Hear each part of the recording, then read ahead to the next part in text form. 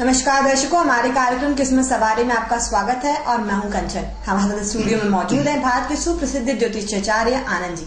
आनंद जी, आपका बहुत बहुत स्वागत है। नमस्कार कंचन जी। नमस्कार दर्शकों जी। दर्शकों, हमारे कार्यक्रम सिर्फ आपके लिए है। हम ठीक उसी समय पे आपके लिए फिर से हाजिर हो गए हैं आपकी समस्याओं के समाधान के लिए। आपको बस हमें इस नंबर पे कॉल करना है, जो नंबर हमारी टीवी स्क्रीन पे फ्लैश हो रहा है। आप हमें इस नंबर पे कॉल कर रहे हैं और डायरेक्ट आनंद जी से बात करें और अपनी समस्या का समाधान जानिए। दर्शकों, आपकी जो भी परेशानी हो, चाहे परेशानी छोटी हो या बड़ी, जो भी परेशानी हो, अगर आप विदेश जाने की सोच रहे हैं, अगर आपके बिजनेस में आपका बिजनेस अच्छे से नहीं चल पा रहा है, या फिर आपकी शादी नहीं हो पा रही है, जो भी परेशानी हो, आप बस हमें इस नंबर पे कॉल करें, जो नंबर हमारी टीवी स्क्रीन पे फ्लैश हो रहा है, और आप आनंद जी से अपनी समस्याएं बताएं और जानिए अपनी समस्या का समाधान। आनंद जी हमारे साथ यहाँ पे मौजूद हैं अपनी समस्याओं का समाधान बताने के लिए। जी आनंद जी, आप अपनी हमने जो कल चर्चा को विराम दिया था, उसी चर्चा को हम आगे बढ़ाते हैं कि मेष राशि पे मंगल का क्या प्रभाव पड़ सकता है। देखिए कंचन जी, कल हमने जैसे कि चर्चा करी थी कि मेष राशि के 2.25 नक्षत्र होता है, जिसे हमने आपको दर्शकों को कल बताया था कि केतु, शुक्र और सूर्य का। प्रथम नक्षत्र में जैसा हमने बताया कि यदि मंगल का नक्षत्र और केतु का उप नक्षत्र आ जाए या मंगल में केतु का नक्षत्र आ जाए, तो ऐसा व्यक्ति सीबीआई सीआईडी का बॉस बनता है। अब सीबीआई सीआईडी का चूंकि केतु का इंटेलिजेंस पावर अच्छा होता है, इस विषय पर हमने आपसे चर्चा करी थी। फिर सेकंड ये बताया था कि मंगल में यदि शुक्र का नक्षत्र आ जाए, तो शुक्र क्या है, व्यक्ति का मैनेजमेंट है। यानी क्या हुआ, ऐसा व्यक्ति बहुत बड़ा मैनेजमेंट का बहुत बड़ा अधिकारी बनेगा। अब मैनेजमेंट चाहे किसी भी चीज का हो सकता है, लेकिन मैनेजमेंट के शीर्ष पर पहुंचेगा। उसकी काम करने की शैली, उसकी व्यवस्थाएं बहुत शानदार रहेंगे। ऐसे व्यक्ति की तारीफ इतनी ज्यादा होंगी कि जिसकी कि आप कल्पना भी नहीं कर सकते। लेकिन ऐसा व्यक्ति दुबला पतला लंबा और बहुत एक्टिव बंदा होगा, लेकिन उसकी सुंदरता बहुत होगी, उसको इतनी खूबसूरती होगी, उसकी पर्सनालिटी इतनी अच्छी होगी कि जिसकी आप सोच भी नहीं सकते। तो मेष राशि वाले जिनके शुक्र अच्छा है, उनका चलने की स्टाइल, उनकी उठने बैठने की स्टाइल, उनकी लग्जरियस लाइफ, उनकी लग्जरियस सोच बहुत हाई लेवल की रहती है। अब आज हम बात करेंगे सूर्य के बारे में, क्योंकि मेष राशि का जो तीसरा नक्षत्र है वो है सूर्य का नक्षत्र। अब यहाँ सूर्य को 2 भागों में डिवाइडेड है। एक 3:20 का जो सूर्य है वो मेष राशि में पड़ेगा और 10 डिग्री का सूर्य वृषभ राशि में पड़ेगा। अब महत्वपूर्ण चीज है कि मेष राशि के सूर्य में सूर्य का रिजल्ट कुछ और रहेगा, और जो है आपकी वृषभ राशि में भी सूर्य का नक्षत्र पड़ेगा, लेकिन उसकी स्थिति कुछ और रहेगी। अब बात ये करते हैं कि मेष राशि में सूर्य की स्थिति क्या रहेगी। अब बात ये है कि मेष राशि का स्वामी कौन है, मंगल है। अब मंगल का आधार किसके नक्षत्र में, सूर्य के नक्षत्र में। मंगल काय का कारक है, पुलिस का कारक है। मंगल काय का कारक है, पुलिस से संबंधित कार्यों का कारक है। अब उसमें जब सूर्य पहुंच जाएगा तो क्या होगा, उसका बॉस बना देगा। बड़ी पोस्ट, ऐसी बड़ी पोस्ट दे देगा जिसका वो बॉस रहेगा। अब सवाल ये है कि जो अलग अलग मंगल जेल है, लेकिन जेल के साथ साथ जेल का कारक है, लेकिन जो सूर्य है उसका पावर है, तो क्या वो बॉस बन के व्यक्ति काम करेगा, लेकिन इतना बड़ा बॉस रहेगा कि जिसकी कल्पना भी आप नहीं कर सकते। लेकिन चूंकि सूर्य और मंगल का पावर दोनों, मंगल अग्नि तत्व ग्रह, सूर्य अग्नि तत्व ग्रह, आग और आग मिलके प्लस हो गया। तो क्या हुआ, इतना पावर आपके पास ज्यादा होता है कि आप उसकी कल्पना भी नहीं कर सकते। तो पावर का मिसयूज और पावर का पॉजिटिव, यदि सूर्य पॉजिटिव है तो आप क्या होगा, शीर्ष पे पहुंच जाएंगे। और सूर्य यदि नेगेटिव है तो दाऊद इब्राहिम का सरगना बन जाएंगे, क्योंकि उसमें राहु का उपनक्षत्र जुड़ेगा। लेकिन पावर तो वहां भी है ना, पावर नेगेटिव में या पावर पॉजिटिव में। जैसे कि हमने बार बार मंगल के बारे में बताया कि एक मंगल आपको पॉजिटिव एनर्जी देता है, दूसरा मंगल आपको नेगेटिव एनर्जी देता है। आप जैसे चोर, डाकू, गुंडे, बदमाश, इन सबके लिए भी तो मंगल है। यदि एक दृष्टि मंगल की पॉजिटिव है तो दूसरी नेगेटिव भी है। तो ऐसी कंडीशन में उसका यदि राहु से कनेक्टेड हो जाए मंगल, सूर्य और केतु, तो उसमें जो है उसकी क्षमताओं का आधार पूरा का पूरा परिवर्तन हो जाएगा। तो ये तो थी मेष राशि की बात कंचन जी। और इसी के साथ जो हमारी राशि, दूसरी राशि वृषभ राशि, उसमें क्या प्रभाव पड़ता है मंगल का। ठीक है, आज हम बात करेंगे, मेष राशि की कंप्लीट चर्चा हम कर चुके हैं। आज हम बात करेंगे वृषभ राशि की। अब वृषभ राशि का सबसे पहले कैरेक्टर्स की है कि वो है क्या। जैसे मेष का हमने आपको कैरेक्टर्स बार बार बताया, तो सबसे पहले हमें वृषभ राशि के कैरेक्टर्स पे जाना चाहिए कि वृषभ राशि चाहती क्या है, उसके गुणधर्म क्या है, उसकी सोच क्या है, उसकी क्वालिटी क्या है, उसका रहन सहन क्या है, उसका काम करने का आधार क्या है, उसके खाने पीने का आधार क्या है, उसका IQ का लेवल क्या है। ये सबसे पहले हमें हर व्यक्ति की, हर राशि के बारे में जानकारी होना चाहिए। जब हम उसकी गहराई में जाते हैं तो वृषभ का जो हम चिन्ह देखते हैं उसका जो है वो शिव जी का नाड़िया होता है। अब शिव जी का नाड़िया क्या होता है, वो भगवान शिव के बाहर बैठा रहता है, यानी क्या, वो सुरक्षा का कवच, ऐसी सुरक्षा का कवच जिसको तोड़ करके कोई भी नहीं जा सकता। शिव जी के सारा मैनेजमेंट कौन करता है, शिव जी का बाहर जो बैठे हुए नाड़िया। यदि आपने शिव मंदिर गए हो तो क्या करते हैं, भगवान शिव तक अपनी बात पहुंचाने के लिए उस नाड़ी के कान में हर व्यक्ति बोलना शुरू कर देता है कि हे नाड़ी भगवान, यहाँ है भगवान, मेरी ये इच्छा पूरी कर देना। आपने देखा होगा मंदिर के बाहर जो बेल जैसा चिन्ह बना रहता है वो शिव जी के नाड़ी का होता है। उसमें हम कान में क्या बोलते हैं, उनको कान में चुपचाप हम अपनी बात रख देते हैं कि जहाँ तक हमारा मैसेज भगवान शिव के पास पहुंच जाए। तो जो पूरी भगवान शिव की व्यवस्था करने वाला कौन है, वो वृषभ राशि है। वृषभ राशि का चिन्ह कौन, शिव जी, शिव जी का नाड़िया। अब ये किसका प्रतीक है, ये सुंदरता का प्रतीक है, ये प्रकृति का प्रतीक है, ये प्रकृति से तालमेल का प्रतीक है, प्रकृति से कदम मिलाने का प्रतीक है, प्रकृति से मैनेजमेंट का प्रतीक है। क्योंकि जहाँ शिव आते हैं, शिव प्रकृति है, शिव कोई स्थान नहीं, शिव कोई भगवान नहीं है, शिव कोई कुछ है नहीं। शिव मतलब ब्रह्मांड का अधिवक्ता, शिव मतलब ब्रह्मांड का नायक, शिव मतलब ब्रह्मांड का पावर पूरा, जो पूरे ब्रह्मांड का पावर क्षमता है, जिसके साथ पूरा जल तत्व, अग्नि तत्व, पृथ्वी तत्व, वायु तत्व, सारे तत्वों का समावेश हो, वो भगवान शिव है।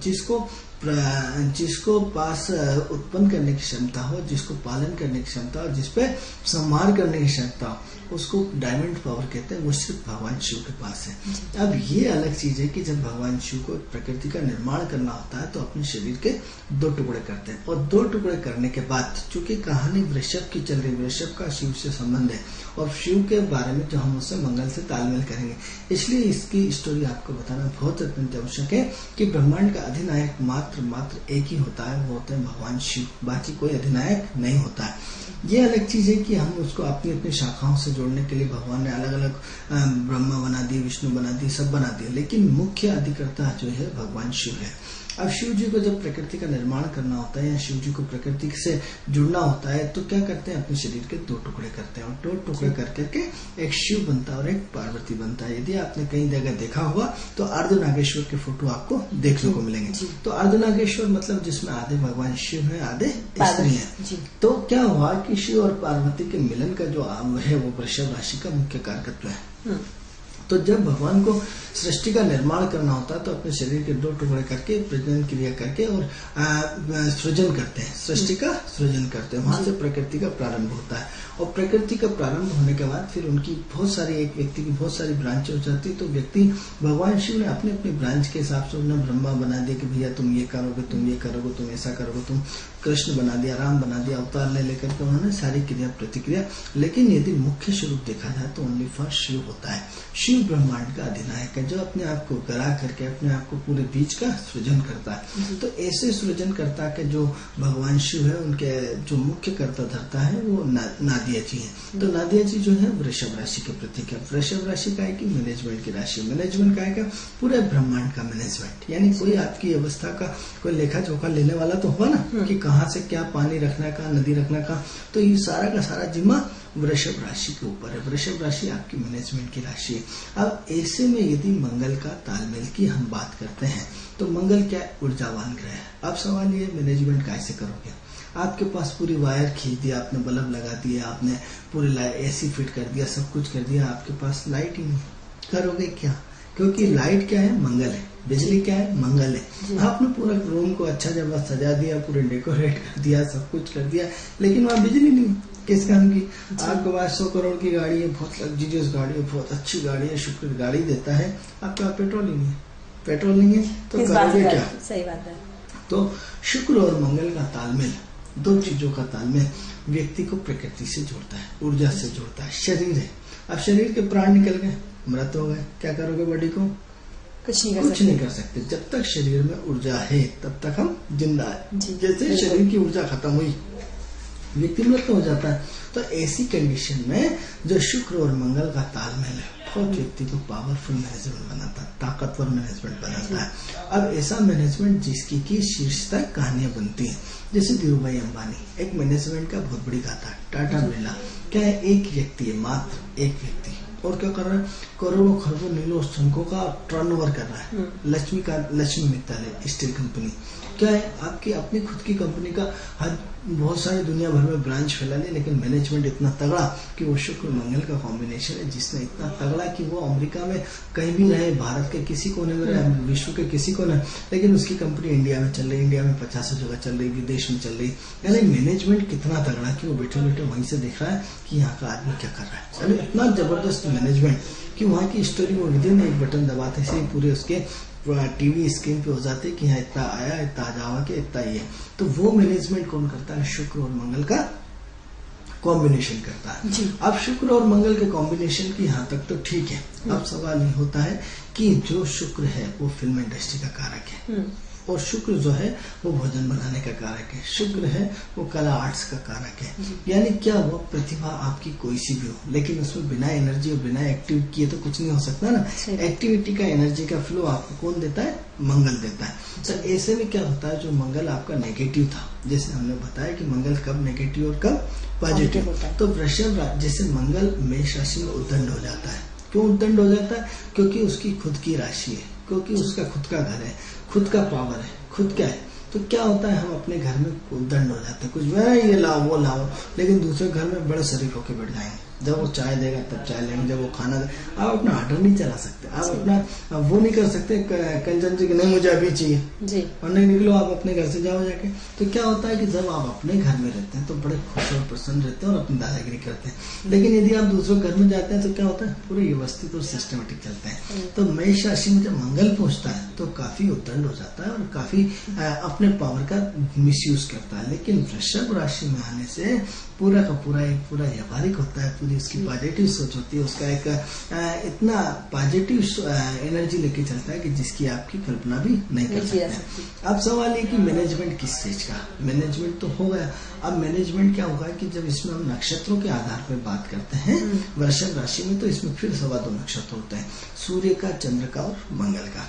अब सूर्य के नक्षत्र में कुछ और बात करता है, चंद्रमा के नक्षत्र में कुछ और बात करता है, मंगल के नक्षत्र में कुछ और बात करता है। लेकिन ये तो पक्का हो गया कि ये जो बंदा है वो अपने मैनेजमेंट का तगड़ा मास्टरमाइंड है।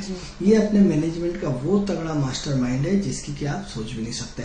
अब मैनेजमेंट पहले उसमें मैनेजमेंट क्या हुआ, सरकार का हुआ। अब इसमें क्या होगा, सरकार के उच्च जो बड़े पद होते हैं। अब जैसे बड़े पद में भी बड़ा पद, अब यहाँ जैसे मंगल में सिर्फ हम पुलिस से जोड़ लेते हैं, अब यहाँ शुक्र में और भी बड़े पद हो सकते हैं। जितने भी शीर्ष जो बड़े बड़े कंपनियों के, जैसे आपके चाहे स्वास्थ्य विभाग का सीएमओ हो, चाहे स्वास्थ्य विभाग का हेड हो, या जितनी बड़ी बड़ी कंपनियों के जिससे बिजली विभाग का हेड हो, जो बड़े बड़े जो हेड रहते हैं, उस हेड में जो प्रमुख रहते हैं सचिव लेवल के, वो सब वृषभ राशि में आते हैं। जैसे एक सरकार के पीए, मुख्यमंत्री के पीए, सेक्रेटरी, जैसे जो सेक्रेटरी होते हैं वो सब वृषभ राशि में मंगल के नक्षत्र में और सूर्य के कॉम्बिनेशन के कारण जो बनते हैं वो बड़े बड़े सेक्रेटरी बनते हैं। क्या काम करते हैं, सरकार का सेक्रेटरी का काम करते हैं। सूर्य सरकार का कारक है तो सेक्रेटरी सचिव बन गया, और उनको कहा कि सचिव में भी कहा कि ये स्वास्थ्य विभाग के सचिव है, बिजली विभाग के सचिव, ये फलाने विभाग के सचिव है, खाद्य विभाग के सचिव। तो क्या होता है, वो इतने बड़े लेवल के सेक्रेटरी होते हैं कि उनका पूरा प्रदेश की जिम्मेदारी उन पे होती है। लेकिन क्या करते हैं, मैनेजमेंट करते हैं, पूरे विभागों को देखते हैं, हर जिले को देखते हैं, हर स्थिति को देखते हैं। अब ये तो प्रदेश की बात हो गई, तो अब पूरे इंडिया के तो सेक्रेटरी रहते होंगे, पूरे जैसे आप दिल्ली जैसे शहर में के हिंदुस्तान के खाद्य विभाग के सचिव, या इनके ये सेक्रेटरी, या इनके सेक्रेटरी, तो ये तो प्रदेश लेवल के सेक्रेटरी अलग हो गए और इंडिया लेवल के सेक्रेटरी अलग हो गए, तो वो उनका पावर ज्यादा बड़ा हुआ है। तो ये सब जो होते हैं बनते हैं वो वृषभ राशि के कारण बनते हैं। अब वृषभ राशि में भी उसमें सूर्य का नक्षत्र होने के कारण, यदि किसी कुंडली में वृषभ राशि यदि 10 डिग्री के अंदर की है तो ही ये सारी की सारी चीजें लागू हैं। और यदि 10 डिग्री से यदि बाहर की चली गई, यानी चंद्रमा के नक्षत्र में हो गया, तो क्या हुआ, व्यक्ति का मैनेजमेंट तो है, पावर में है, लेकिन डुलमुल पावर है। यानी क्या है कि उसका मैनेजमेंट इतना कमजोर हो जाता है, क्योंकि वृषभ राशि मैनेजमेंट के, लेकिन चंद्रमा डुलमुल ग्रह है। मतलब उसकी कोई स्टेटस नहीं है, कभी क्या सोचता है कभी क्या सोचता है। सूर्य पूरा काम दबाव के साथ पावर के साथ कराता है, लेकिन चंद्रमा पूरी पावर के साथ नहीं करवा पाता। तो उसमें क्या होता है, कंपनी तो आपने खोल ली, बड़े पद पे पहुंच गया, लेकिन आप पे पूरी उसका कमांड नहीं है। तो जब वृषभ राशि आएगी और वृषभ राशि में जो है चंद्रमा का नक्षत्र आएगा, तो यहाँ बहुत ध्यान देने लायक है। ये 10 डिग्री से लेकर के 23-20 तक की डिग्री के बीच में होता है दर्शकों। तो क्या होता है कि जब व्यक्ति इतनी बड़ी पोस्ट पे तो पहुंच गया, लेकिन मालूम पड़ा कि उसके किसी पे कमांड नहीं, कोई अधिकारी नहीं सुन रहा, उससे छोटे कोई सुन नहीं रहे, जब जिसकी मर्जी आ रही जा रहा है, जबकि जिसकी मर्जी आ रही, तो वहाँ चंद्रमा आ जाता है। तो चंद्रमा क्या करता है, डिस्टर्ब कर देता है। चंद्रमा क्या करता है, पावरलेस होता है, पावर नहीं होता है। पावर दिखता जरूर है, लेकिन वो इतना सहज और सरल होता है कि उसको सब एडजस्ट, मतलब हाँ साहब ठीक ने बोला हुआ साहब ने, तो उतना गंभीरता से उस चीज को नहीं ले जाता। तो पद प्राप्त करना अलग चीज है, पद को चला पाना अलग चीज है, और पद पे अपने पूरी कमांड होना अलग चीज है। तो सूर्य में वही वृषभ राशि का सूर्य जो है वो पूरा फुल कमांड रख के रखता है कि आदमी गर्दन से इधर नहीं कर सकता, यानी आपकी बिल्कुल खड़ के पीछे करके yes sir yes sir yes sir, और चंद्रमा ने हाँ साहब कर दूंगा, मतलब उन्हें कि ठीक है हो जाएगा, हाँ साहब हो जाएगा, मतलब एक वो गंभीरता से नहीं लेता। तो क्या होता है कि एक सूर्य जो है बिल्कुल की उसकी हवा बिल्कुल टाइट किए, वो दूसरा चंद्रमा जो क्या है उन्हें हाँ सहज नेचर के हैं। चर्चा में विराम देना होगा, कोई दर्शक जुड़ना चाह रहे हैं हमसे। जी हेलो हेलो हेलो, हाँ जी कौन बोल रहे हैं? हेलो हेलो हेलो हेलो, हाँ जी कौन बोल रहे हैं आप? जी मैं अमित मोहन श्रीवास्तव बोल रहा हूँ। हाँ जी, कहाँ से बात कर रहे हैं आप? भोपाल से। भोपाल में किस जगह से? कोलार साइड से। हाँ जी, आपकी डेट ऑफ बर्थ क्या है? 25/12/70। 25/12/70। आपका समय क्या है? 7:55। 7:55 सुबह या शाम को? सुबह जी। 7:55 आजमगढ़। जी, जन्म स्थान कहाँ का है आपका? आजमगढ़ उत्तर प्रदेश। आजमगढ़ उत्तर प्रदेश। जी।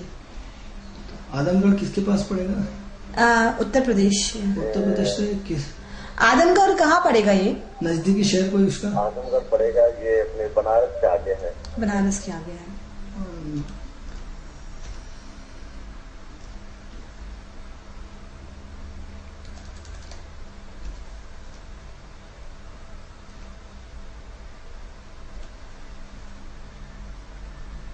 चलिए, क्या जानना चाहते हैं? क्या जानना चाहते हैं आप? सर ये जानना चाहता हूँ कि सर्विस वगैरह और मकान वगैरह। जी आप थोड़ा सा तेज बोलिए, हमको आपकी आवाज नहीं आ पा रही है। सर ये मकान के बारे में पूछना चाहता हूँ और सर्विस वगैरह के बारे में। अभी क्या करते हैं? और स्टोन कौन सा पहनना है इसके बारे में, कौन किसके बारे में बताइए। जी स्टोन अच्छा जी, अभी क्या करते हैं आप? अभी गवर्नमेंट जॉब में। जी, गवर्नमेंट जॉब में ही है। अभी अपने मकान के बारे में और उनको गवर्नमेंट के किस विभाग में काम करते हैं आप? गवर्नमेंट में किस विभाग में काम करते हैं? इसके कोर्ट भोपाल। जी, न्यायालय भोपाल। चलिए श्रीवास्तव जी, ऐसा है कि आपकी आवाज हमें कम आ रही है। आप एक काम करें, हमारी टीवी स्क्रीन पे हमारा कार्यक्रम चल रहा है, आप उसमें सुन लें तो आपका भविष्य ज्यादा अच्छा रहेगा, क्योंकि आपकी आवाज हमें पूरी तरह समझ में नहीं आ रही है। ठीक है, तो आपकी जो जन्म पत्रिका है वो 25/12/1970 का जन्म है आपका, और 7:55 का आपका जन्म आजमगढ़ में हुआ है। कुंडली में सबसे पहले आपके ग्रहों की स्थिति के बारे में हम बताते हैं। धनु लग्न की आपकी पत्रिका है। धनु लग्न में आपका सूर्य और बुध लग्न में विराजमान है। तीसरे घर में आपका राहु बैठा है। पंचम घर में आपका शनि विराजमान है मेष राशि का, और जो है 9th हाउस में केतु सिंह राशि का विराजमान है। 11वें घर में चंद्र और शुक्र और मंगल विराजमान है। 12वें घर में आपका जो है गुरु विराजमान है। ये तो हमने आपकी ग्रह की स्थिति का वर्णन किया है। अब आगे बात करते हैं आपके प्रेडिक्शंस के बारे में। सबसे पहले हम जब देखते हैं आपकी पत्रिका, तो आपकी पत्रिका जो है धनु लग्न की पत्रिका है। धनु लग्न की पत्रिका होने के कारण, अग्नि तत्व के ग्रह होने के कारण आप किसी से दबते नहीं हैं। आप बहुत प्रभावशाली हैं, आप बहुत दमदार हैं। हो सकता है आप किसी अच्छी पोस्ट पे हो, क्योंकि आपकी ऑफिस में सब लोग सम्मान करते हैं, आपका ऑफिस में अपना अच्छा वर्चस्व है, आपका